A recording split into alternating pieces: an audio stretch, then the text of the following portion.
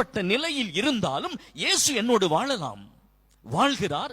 அது என்னுடைய நம்பிக்கை. ஆனால் இயேசுவின் விருப்பம் இன்றைய நற்செய்தி சொன்னது, நான் உங்களோடு இருக்கிறது போல நீங்கள் என்னோடு இருங்கள். இயேசுவினுடைய ஜெபம், இயேசுவினுடைய ஆதங்கம், இயேசுவினுடைய விருப்பம், இயேசுவினுடைய தாகம். குருக்களை பார்த்து கேட்கிறார், நான் உன்னோடு இருக்கிறேன், நீ என்னோடு இருக்கிறாயா?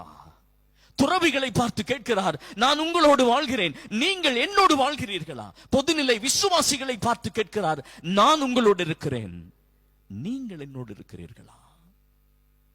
I am living in you, but do you live in me? நான் உன்னோடு இருக்கிறேன், நீ என்னோடு இருக்கிறாயா? இயேசுனுடைய இந்த விருப்பம் இதுதான். எனவே ஆண்டவர் என்னோடு இருப்பது என்னுடைய நம்பிக்கை. ஆனால் இயேசு எதிர்பார்ப்பது நம்பிக்கையை கடந்த ஒரு உறவு, அது அனுபவம். நான் இயேசுவுக்குள் வாழ வேண்டும், அது கடினம். இயேசு என்னோடு வாழ்வது சுலபம், நான் இயேசுவுக்குள் வாழ்வது கடினம். எனவே இன்றைக்கு இந்த மாதாவின் பாதத்தில் அழகான இந்த ஒரு மாலை நேரத்தில் ஒரு முழு விசுவாச கூட்டம் இந்த இடத்திலே கூடி வந்து செபிக்கிறோம். மாதா நமக்கு கற்றுக் கொடுப்பதும் அதுதான். ஆண்டவரோடு கூடவே அவர் விருப்பமானதை செய்யும்படி. எனவே எனக்கு நேசமானவர்களே, இந்த எளிய சிந்தனையை மனதிலே பதிய வைப்போம். நான் எப்படி இயேசுவுக்குள் வாழலாம்? கடினம். நான் இயேசுவுக்குள் வாழ்வது என்பது நிறைய தியாகங்கள் செய்ய வேண்டும், நிறைய ஒருத்தல்கள் செய்ய வேண்டும், ஜெப வாழ்க்கை ஆழமாக வேண்டும், விசுவாச வாழ்க்கை ஆழமாக வேண்டும், அயலாரோடு இருக்கிற உறவு முறைகள் புனிதமாக வேண்டும், அயலாரை குறித்து அவர்களோடு கூட நான் வாழ்கிற வாழ்க்கை பரிசுத்தமாக வேண்டும். இயேசுவுக்காக, இயேசுவோடு, இயேசுவுக்குள் வாழுகிற வாழ்க்கை. பவுல் அப்போஸ்தலன் சொல்லுகிறான், வாழ்வது நான் அல்ல, என்னில் வாழ்வது கிறிஸ்துவே. எனவே ஆண்டவரோடு நாம் ஆண்டவரோடு வாழலாம், ஆண்டவருக்குள் வாழலாம், ஆண்டவருக்காக வாழலாம். I can live with Christ, in Christ and for Christ. இயேசுவுக்காக. எனவே இன்றைக்கு நற்செய்தியிலே ஆண்டவர் கேட்கிறது இதுதான், நான் உங்களோடு இருக்கிறது போல நீங்கள் என்னோடு இருங்கள். எனவே இன்றைக்கு இந்த விருந்தின் மாலை தியானத்தில் நற்கருணை ஆண்டவரை ஒரு நிமிஷம் நாம் பார்த்து தியானித்து பார்ப்போம். இந்த பரிசுத்த வேதத்திலே நான் பல இடங்களிலே ஆண்டவர் விருந்துகளை பற்றி சொன்ன சம்பவங்களை நான் வாசித்து தியானித்து பார்த்தேன். நற்கருணை ஒரு விருந்து, உயிருள்ள விருந்து. இந்த நற்கருணையின் மறைபொருள் பலர் இன்னும் அதை சுவைக்க முடியாமல் போய்விட்டார்கள். எனவே இன்றைக்கு இந்த நற்கருணை விருந்து அல்லது நற்கருணை ஆராதனை வேளையில் இந்த பரிசுத்த வேதத்திலே 1-2 சம்பவங்களை பாருங்கள். பைபிள் சொல்லுகிறது. லூக்கா நற்செய்தி 11வது அதிகாரம் 26-27 வசனங்கள். ஆண்டவர் அங்கிருந்த பொழுது ஆண்டவரை தன் வீட்டுக்கு விருந்துக்கு ஒரு பரிசேயர் கூப்பிட்டார். இயேசுதான் வாழ்வு தரும் உணவு, இயேசுதான் தெய்வீக விருந்து, இயேசுதான் விருந்துகளின் மறைபொருளாய் இருக்கிறவர். அந்த இயேசுவை பரிசேயன் தன் வீட்டுக்கு கூப்பிட்டான் உணவருந்துவதற்காக. லூக்கா நற்செய்தி 7:36 சிமியோன் தன்னுடைய வீட்டுக்கு இயேசுவை உணவருந்துவதற்காக கூப்பிட்டார். லூக்கா நற்செய்தி 23:31 எம்மாவு சீடர்களோடு அன்று இரவு ஆண்டவர் உணவருந்துவதற்கு தயாராகினார். யோவான் நற்செய்தி 2வது அதிகாரம் 1 தொடங்கி வருகிற பகுதிகளில் கானாவூர் திருமணத்தில் இயேசு அங்கு விருந்துக்காக போயிருந்தார். இவற்றையெல்லாம் பாருங்கள். ஒவ்வொரு விருந்திலும் ஆண்டவர் பசி எடுத்து அந்த வீட்டுக்கு போகவில்லை, வெறும் நட்பை வளர்ப்பதற்காக அந்த வீட்டுக்கு போகவில்லை, அவர்களோடு நேரம் செலவழிப்பதற்காக அவர் போகவில்லை. ஒவ்வொரு செயலும் பணியும் ஆண்டவருடைய சிந்தனைக்கும் திட்டத்திற்கும் ஏற்கனவே தெரிந்திருந்தது. எனவே அதில் 1-2 விருந்துகளை ஞாபகப்படுத்துகிறேன்.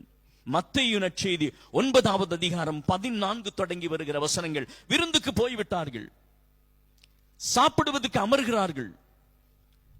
அங்கு கை கழுவாமல் சிலர் சாப்பிட தொடங்கினார்கள். கேள்வி கேட்கிறார்கள், என்ன இது, உம் சீடர்கள் கை கழுவாமல் சாப்பிடுகிறார்களே? விருந்து பசாரத்தில் நடந்த உரையாடல். ஆண்டவர் அவர்களுக்கு பதில் சொன்னார். நீண்ட பதில் சொல்லி கடைசியாய் சொன்னார், புதிய திராட்சை ரசத்தை புதிய தோற்பைகளில் தான் ஊற்றி வைக்க வேண்டும். எனவே இயேசு ஒரு விருந்து, வாழ்வு தரும் உணவு நானே. யோவான் நற்செய்தி 6:54. அந்த வாழ்வு தரும் உணவாகிய விருந்தாகிய உயிருள்ள இயேசு என்கிற விருந்து சொல்லுகிறது, புதிய ரசத்தை புதிய தோட்பைகளில் ஊற்றி வையுங்கள் என்று ஒரு விருந்து பசாரத்தில் இயேசு சொல்லுகிறார். ஏன்? புதிய ரசம் இயேசு, புதிய தோட்பைகள் நானும் நீங்களும்.